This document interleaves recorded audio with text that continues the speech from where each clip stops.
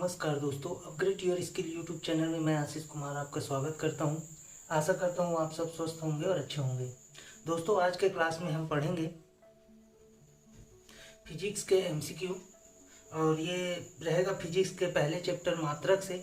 और यकीन मानिए दोस्तों, यदि आप ये एमसीक्यू कर लेते हैं तो मात्रक पूरा कंप्लीट हो जाएगा। तो बिना लेट किए आज का क्लास स्टार्ट करते हैं। और हमारा पहला प्रश्न है, भार का एसआई इकाई क्या होता है?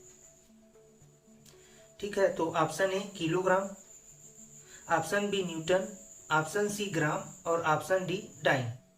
तो इसका आंसर हो जाएगा दोस्तों ऑप्शन बी न्यूटन। भार का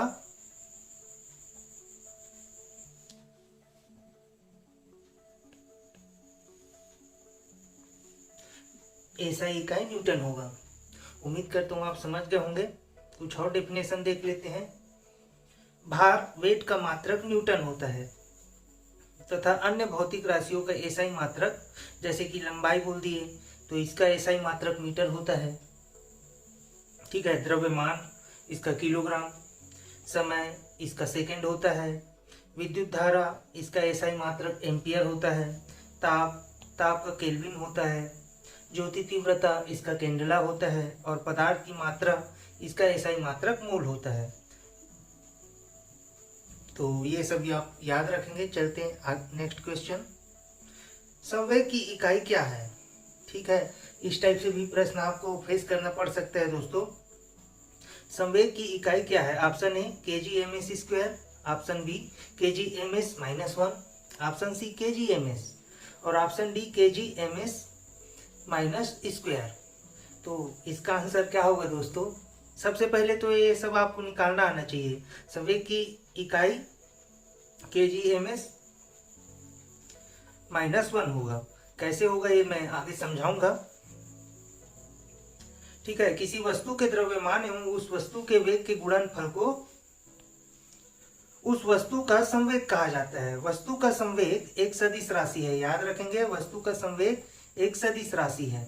संवेग एक संरक्षित राशि है, अर्थात किसी वस्तु निकाय की कुल संवेग स्थिर रहता है। याद रखेंगे, संवेग बराबर संवेग का जो सूत्र होता है द्रव्यमान गुणा वेग।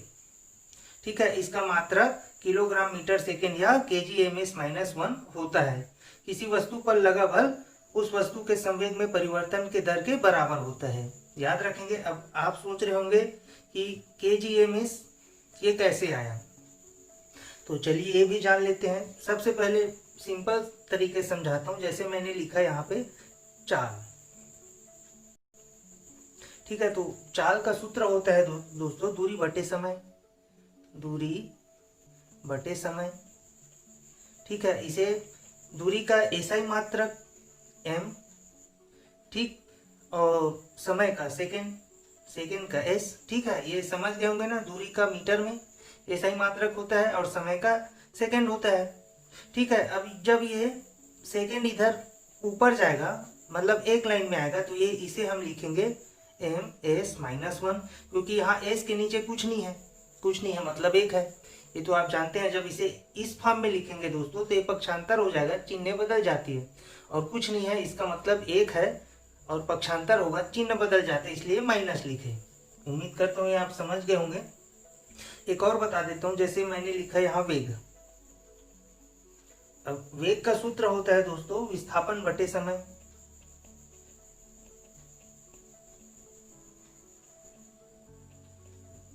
ठीक है, अब विस्थापन को हम डिनोट करते हैं एसआई मात्रक में मीटर से और समय को सेकंड से। ठीक है, जब ये इसे एक फॉर्म में लिखेंगे तो ये हो जाएगा ms -1, क्योंकि ये s ऊपर जाएगा तो इसका जो कुछ नहीं है, मतलब एक है, तो इसका चिन्ह बदल जाएगा। यहाँ +1 में है तो ऊपर जाके -1 में हो जाएगा। तो वेग का क्या निकल के आया? एसआई मात्रक ms -1।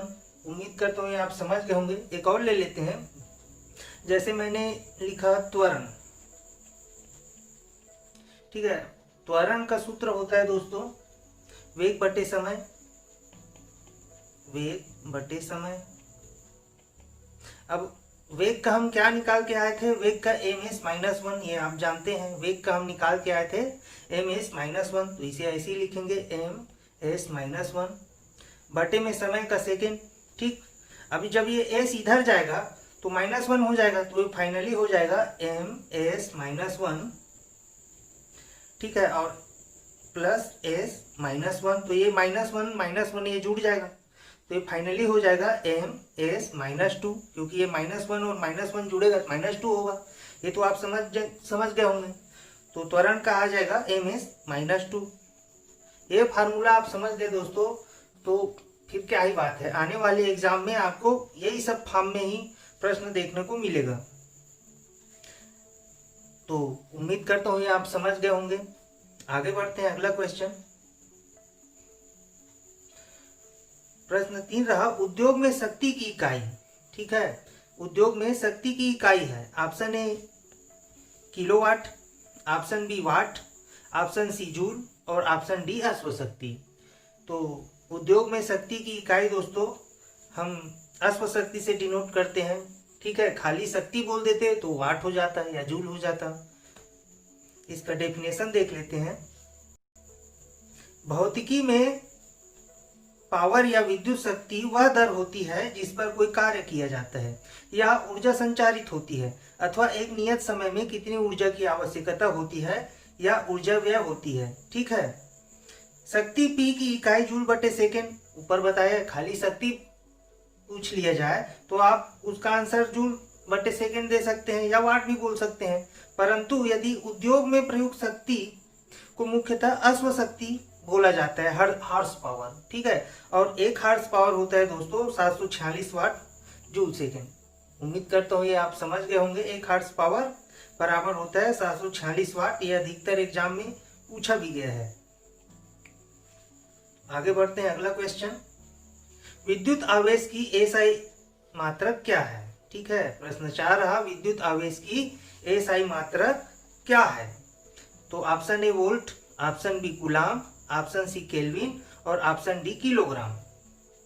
तो 4 का आंसर हो जाएगा दोस्तों ऑप्शन बी कूलाम। ठीक है, विद्युत की एसआई मात्रक, विद्युत आवेश की एसआई मात्रक कूलाम होता है। कुछ डेफिनेशन देख लेते हैं। जैसे विद्युत आवेश, पदार्थों को परस्पर रगड़ने से उनमें आकर्षित करने का गुण उत्पन्न हो जाता है, जिसे स्थिर विद्युत कहते हैं।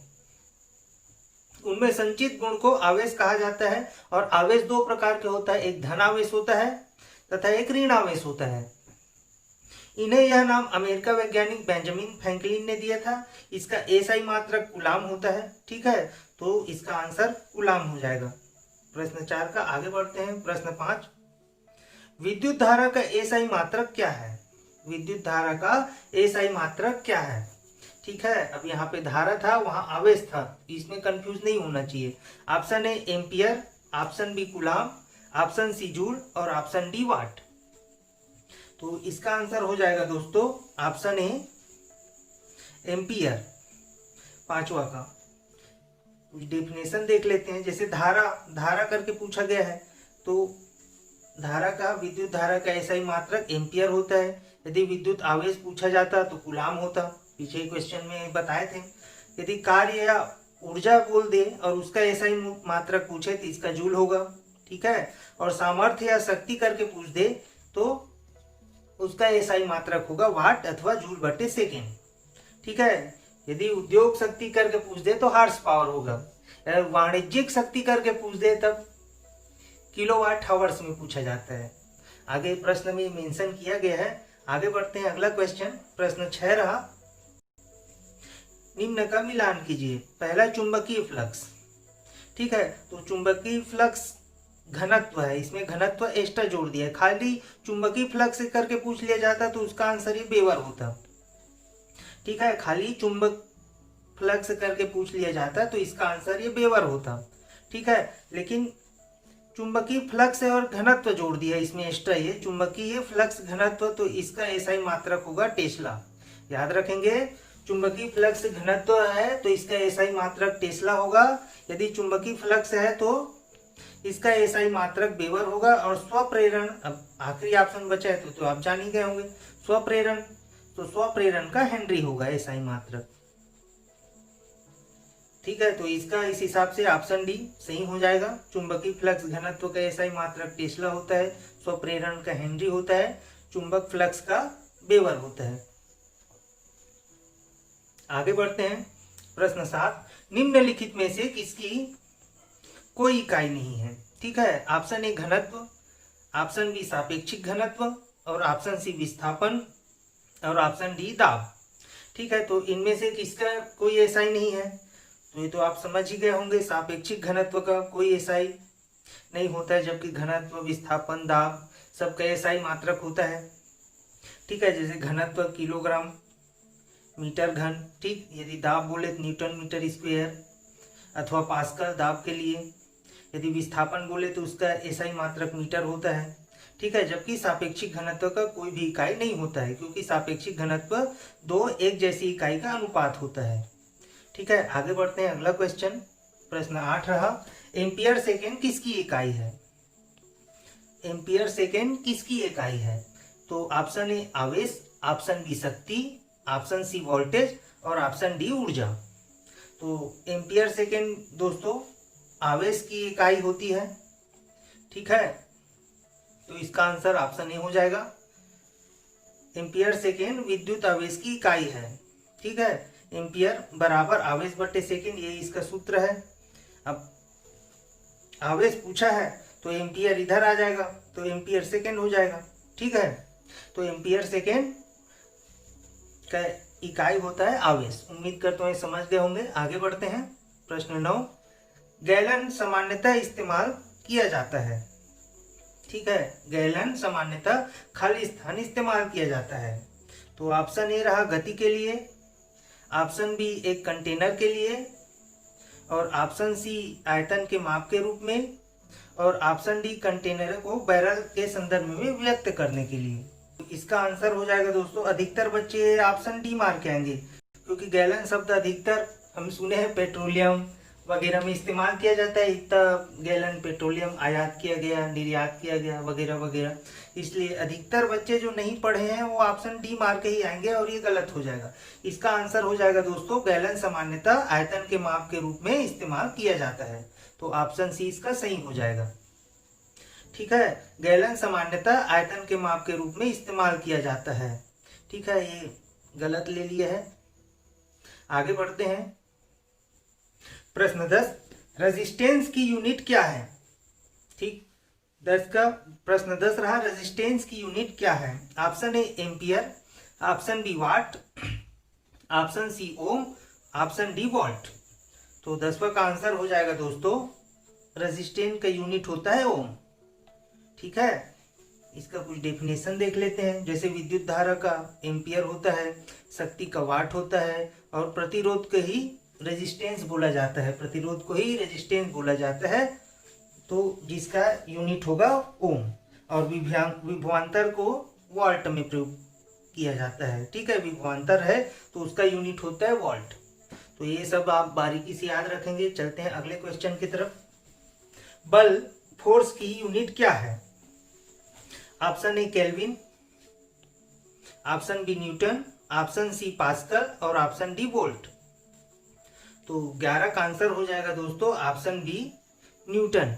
ये तो आप जानते ही होंगे, बल फोर्स का एसआई यूनिट न्यूटन होता है। ठीक है, उसी प्रकार यदि ताप की बात करें तो केल्विन होता है, बल का न्यूटन होता है, वही जो पूछा था, ताप का पास्कल होता है, और विद्युत धारा का एम्पियर होता है। तो ये सब भी इम्पोर्टेंट है, ये सब नोट्स बनाते चलेंगे। आगे बढ़ते हैं। अगला क्वेश्चन, प्रश्न 12, विस्थापन की एसआई इकाई क्या है? Option A metre, option B kilometre, option C centimetre, option D metre प्रति सेकेंड। तो 12 का आंसर हो जाएगा दोस्तों ऑप्शन ए मीटर, क्योंकि ऊपर ये बता ही चुका हूं मैं, विस्थापन का एसआई मात्रक होता है मीटर। कुछ डेफिनेशन देख लेते हैं। किसी वस्तु द्वारा अपनी प्रारंभिक स्थिति व अंतिम स्थिति के मध्य की सबसे कम दूरी वाले पथ की लंबाई को विस्थापन कहते हैं। यह एक सदिश राशि है, याद रखने वाली बात, और इसका एसआई मात्रक मीटर होता है। ठीक है, यह एक विस्थापन एक सदिश राशि है, और इसका एसआई मात्रक मीटर, जो कि प्रश्न में पूछा है। ठीक है, तो मीटर होता है। आगे बढ़ते हैं। प्रश्न 13, निम्नलिखित में से कौन सी मात्रा और उसकी एसआई इकाई सही रूप से सुमेलित नहीं है। ठीक है, तो ऑप्शन ए रहा फ्रीक्वेंसी हर्ट्ज, ठीक, जो कि सही है। मैग्नेटिक फ्लक्स का टेस्ला, चूंकि 13 भी यही गलत है दोस्तों। मैग्नेटिक फ्लक्स टेस्ला नहीं होगा, वेबर होता है, जो कि पढ़ाए हैं। प्रेशर का पास्कल होता है, वही दाब का। और इलेक्ट्रिक कंडक्ट सीमेंस, तो ये भी सही है दोस्तों। तो इस ऑप्शन के हिसाब से कौन सा सही सुमेलित नहीं है करके पूछा गया है, तो option B magnetic flux tesla ये सही सुमेलित नहीं है। ठीक है, चुंबकीय फ्लक्स चुंबकीय क्षेत्र में रखी हुई किसी सतह के लंबवत गुजारने वाली कुल लंबाई रेखाओं को उस सतह की चुंबकीय फ्लक्स कहते हैं। चुंबकीय फ्लक्स का एसआई वेबर होता है। ठीक है, ऊपर पढ़ा, यदि घनत्व करके यहाँ पे रहता तब टेस्ला होता। ठीक है, चूंकि यहाँ खाली चुंबकीय फ्लक्स करके पूछा गया है तो उसका वेबर आएगा, इसलिए प्रश्न के हिसाब से ये सही है। आगे बढ़ते हैं, प्रश्न 14, निम्नलिखित में से किन भौतिक मात्राओं की इकाई एक समान है।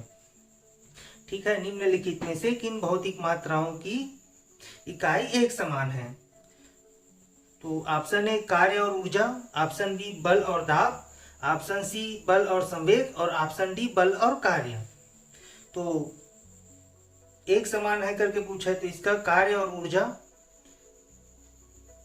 इनकी भौतिक मात्राओं की इकाई एक समान होती है।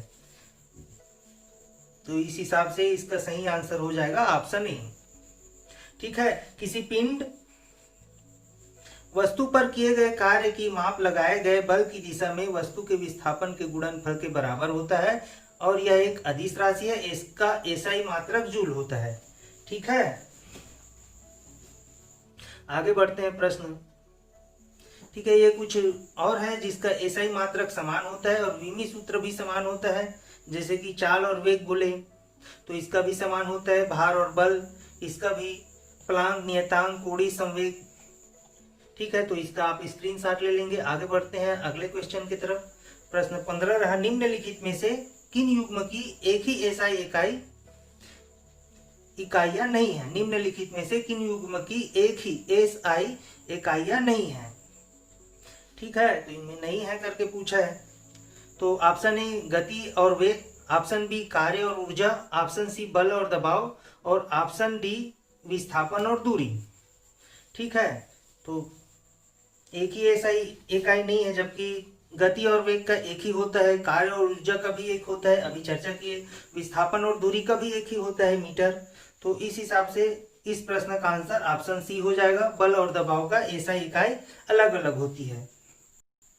ठीक है, दिए गए विकल्प में सिर्फ बल और दबाव की इकाइयां क्रमशः न्यूटन जो कि बल का होता है, ये आप जानते हैं, और यदि दबाव या दाब की बात करें तो इसका एसआई इकाई न्यूटन मीटर स्क्वायर होता है। ठीक है, अन्य सभी विकल्प की एसआई इकाई एक समान है। आगे बढ़ते हैं, प्रश्न 16, त्वरण की एसआई इकाई क्या है। ठीक है, तो option A MS, option B MS -1, option C MS minus square, और ऑप्शन डी केजी एमएस -1। तो 16 का आंसर हो जाएगा दोस्तों MS, option C MS minus square. ऊपर मैंने बताया था कि त्वरण का एमएस माइनस स्क्वायर कैसे आएगा। ठीक है, किसी कण या वस्तु के वेग परिवर्तन की दर को त्वरण कहा जाता है, और यह एक सदिश राशि है, ये भी याद रखेंगे। इसका एसआई मात्रक एमएस स्क्वायर या एमएस माइनस स्क्वायर होता है। कैसे होता है मैं पहले ही बताया हूं, एक बार और बता देता हूं। जैसे वेग और त्वरण का सूत्र होता है दोस्तों वेग बटे समय। ठीक है, वेग का एसआई मात्रक होता है एमएस -1 और समय का होता है सेकेंड। ठीक है, जब इसे ऊपर लेके जाएंगे एक फॉर्म में लिखेंगे तो ये हो जाएगा एमएस -1 प्लस एस -1, ये -1 ये जुड़ जाएगा तो ये फाइनली हो जाएगा माफ कीजिए एमएस -2। ये इसका आंसर है। अधिकतर एग्जाम में इसी टाइप से ही प्रश्न पूछा जाएगा, तो ये सीखना बहुत जरूरी है दोस्तों। आगे बढ़ते हैं, प्रश्न 17, यहाँ एनएम -2 खाली स्थान की अंतर्राष्ट्रीय इकाई है। ठीक है, Nm-2 अंतर्राष्ट्रीय एसआई की इकाई है। तो ऑप्शन ए बल, ऑप्शन बी प्रणोद, ऑप्शन सी संवेग और ऑप्शन डी दाब। ठीक है, तो ये तो आप देख के ही समझ गए होंगे। Nm न्यूटन और m का मीटर, माइनस स्क्वायर, ये किसके लिए इस्तेमाल किया जाता है? ये दाब के लिए इस्तेमाल किया जाता है दोस्तों। दाब बल बटे क्षेत्रफल होता है, बल का kgms। ठीक है, इसका कुछ डेफिनेशन देख लेते हैं। एकांक क्षेत्रफल पर कार्यरत लंबवत बल दाब कहलाता है। यह एक अदिश राशि है, याद रखेंगे, बल एक अदिश राशि है। ठीक है, इसका अंतर्राष्ट्रीय एसआई मात्रक न्यूटन मीटर स्क्वायर या Nm-2 या पास्कल होता है। तो कुछ भी पूछ लिया जाता है तो ये डेफिनेशन भी याद रखना बहुत जरूरी है। आगे बढ़ते हैं। प्रश्न 18, मंदता की अंतर्राष्ट्रीय एसआई इकाई खाली स्थान है। ठीक है, option A ms square, option B ms, option C ms-1 और ऑप्शन डी ms-स्क्वायर। तो सबसे पहले आप ध्यान देंगे मंदता शब्द किसमें इस्तेमाल किया जाता है? तो मंदता शब्द त्वरण के लिए इस्तेमाल किया जाता है दोस्तों, और त्वरण का एसआई मात्रक होता है ms-स्क्वायर, अभी बताया था। तो इसका आंसर हो जाएगा ऑप्शन डी। किसी गतिमान वस्तु के वेग परिवर्तन की दर को त्वरण कहते हैं। ठीक है, यदि वेग परिवर्तन की दर त्वरण हो तब इसे मंदता कहा जाता है, और इसका एसआई मात्रक ms-2 या ms-स्क्वायर होता है। अब ये ms-स्क्वायर कैसे होता है ये मैं आपको बता चुका हूं। आगे बढ़ते हैं। प्रश्न 19, 1 पास्कल बराबर क्या होता है? ठीक है, तो ए ऑप्शन ए है 1 न्यूटन मीटर -2। ठीक है, 1 newton metre minus square, option B 100 atmosphere, option C 1 dyne centimetre minus square और option D 1 newton metre square. तो 19 का आंसर हो जाएगा दोस्तों option A 1 newton metre minus square. ठीक है, 1 पास्कल बराबर है 1 न्यूटन मीटर स्क्वायर। आगे बढ़ते हैं। यही था डिफिनेशन इसका, 1 पास्कल बराबर है 1 न्यूटन मीटर स्क्वायर। बात करते हैं प्रश्न 20। तो प्रश्न 20 है दोस्तों, विद्युत ऊर्जा का व्यय वाणिज्यिक मात्रक क्या कहलाता है? क्योंकि ऊपर ये मैं आपको बता चुका हूँ, विद्युत ऊर्जा व्यय का वाणिज्यिक मात्रक क्या कहलाता है? ऑप्शन ए किलोवाट घंटा, ठीक है, option B joule, option C watt और ऑप्शन डी वोल्ट। तो इसका आंसर हो जाएगा दोस्तों ऑप्शन ए किलोवाट घंटा। ठीक है, विद्युत ऊर्जा का व्यय वाणिज्यिक मात्रक किलोवाट घंटा कहलाता है। तो ये थी दोस्तों फिजिक्स के मात्रक से संबंधित मोस्ट इम्पॉर्टेंट 20 क्वेश्चन। यदि ये आप कर लिए तो और इधर उधर की पढ़ने की कोई ज़रूरत नहीं है, इतना आप कर लिए और समझ गए तो फिर मात्रक चैप्टर खत्म ही समझिए। यदि आपको ये वीडियो अच्छा लगे तो कृपया हमारे चैनल को लाइक कीजिए, सब्सक्राइब कीजिए। धन्यवाद।